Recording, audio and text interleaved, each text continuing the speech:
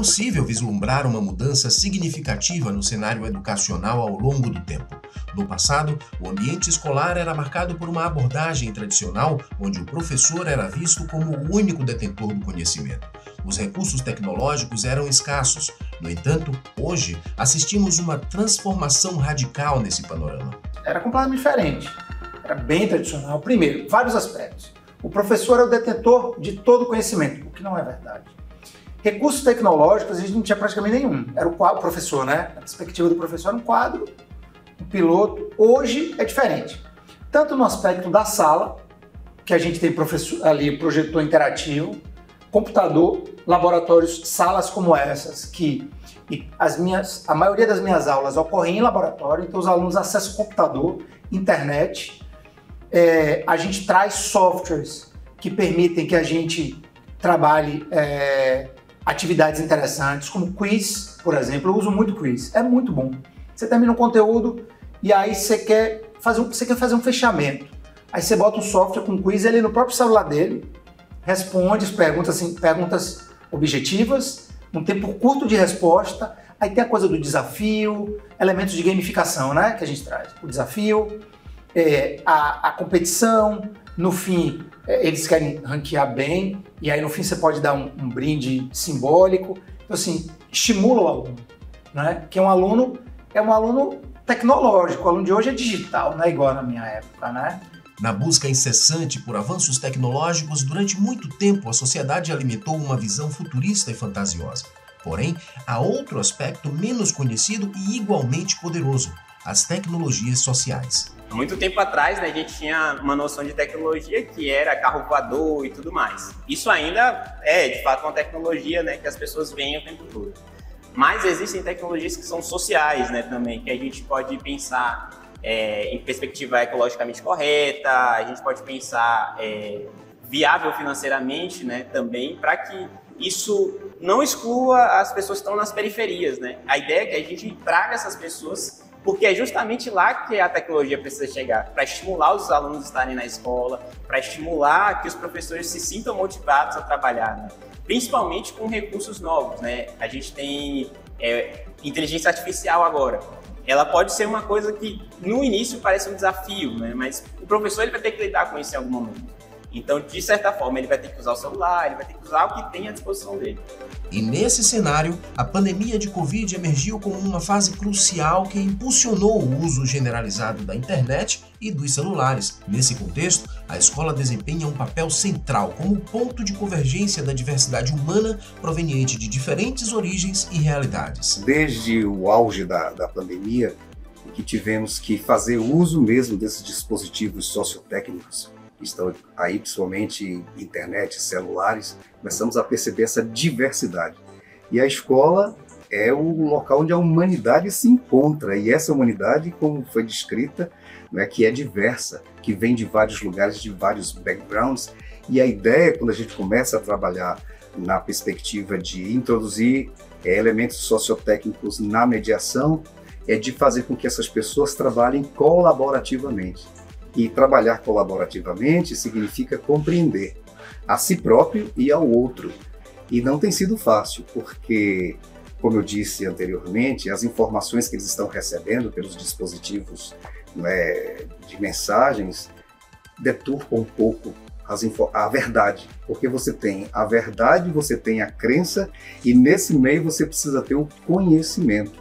Então a gente trabalha nesse sentido, de transformar as informações em conhecimento, para que eles possam compreender de que espaço eles vêm e que espaço é esse em que todos se encontram e o que pode sair desse encontro. Nos últimos anos, a Bahia tem aproveitado de forma crescente as oportunidades oferecidas pela tecnologia para aprimorar os processos pedagógicos e de gestão no âmbito da educação. Nos processos pedagógicos eu vou citar aqueles que dizem respeito desde o ingresso do estudante na nossa rede, quando hoje nós trabalhamos com matrícula online. Então o estudante não precisa, para fazer a sua matrícula e garantir a sua vaga, se dirigir a nenhum espaço, a nenhuma escola física, mas sim através da internet, utilizando a nossa plataforma. Então, nós temos um sistema de gestão de informações escolares, que é onde a frequência, a nota, a avaliação, os conteúdos são registrados e, ao final, podemos certificar aquele estudante como tendo cumprido as necessidades e os requisitos necessários para aquela certificação. Mas não é só isso. Nós temos também o sistema de gestão da aprendizagem implantado recentemente, que é um sistema que prevê a disponibilidade, a realização de uma avaliação que identifica onde o estudante está no seu processo de formação, quer dizer, que informações, que habilidades e competências ele já reúne. Esse sistema de gestão de aprendizagens, ele conta também com a plataforma, e nessa plataforma uma série de conteúdos em objetos de aprendizagem, livros, módulos, eles estão disponíveis para apoiar o professor e também o estudante no seu processo. É óbvio que essa plataforma nos permite acompanhar, monitorar e intervir para que tudo ali disponível seja maximizado e encontremos os melhores resultados. E esse é um exemplo de utilização de tecnologia que envolve equipamento, conectividade e uma plataforma com pessoas atuando no ambiente da escola para que isso seja possível. Por meio de uma plataforma digital, eu conversei com Felipe.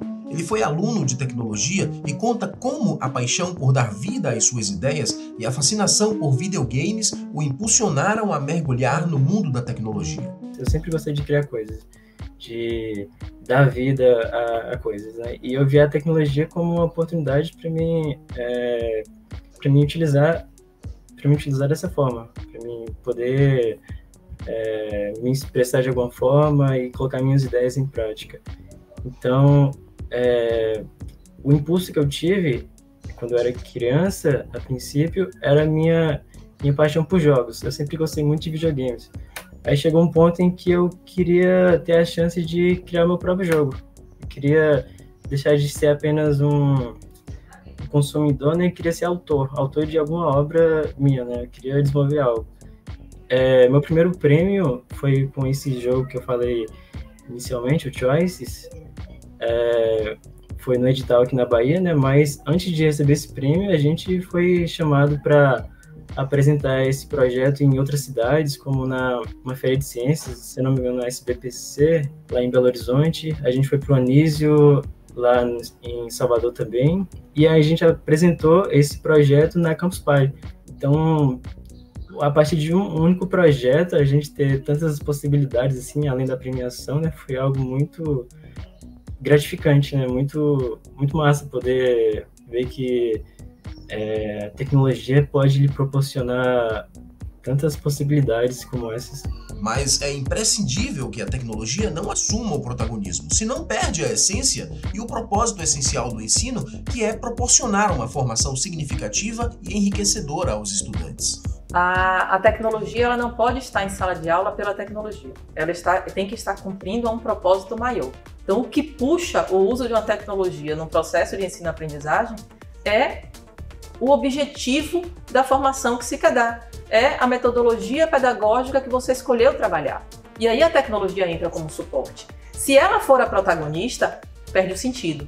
Agora, por que é fundamental que ela esteja presente? Para que eu conecte com a realidade do jovem, para que eu conecte com aquilo que ele entende ali do contexto, para que não fique distante da sua realidade, do que ele está vivendo. Então, é esse jovem que a gente recebe hoje nos nossos sistemas de ensino, né? Essa criança também, ou às vezes até o adulto, que quer a informação de forma mais rápida. E aí, qual é o papel do professor? É usar essa tecnologia, sim, mas seguir ali na sala com um papel de mediador, estimulando o desenvolvimento de uma série de competências que vão muito além das competências técnicas.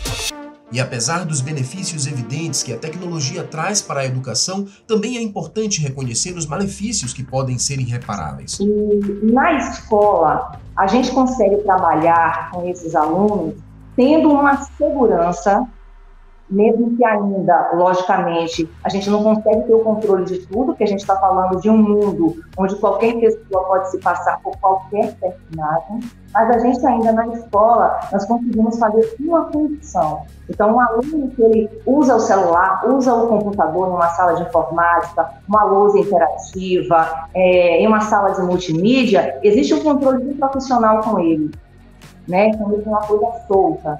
Mas a internet, ela traz hoje, a tecnologia como um todo, ela traz hoje os seus benefícios, mas também traz, né, a parte que realmente, se a gente não tiver um controle muito específico do que aquela criança, aquele adolescente, ou até mesmo um adulto ele esteja usando, pode ocorrer riscos, muitas vezes irreparáveis.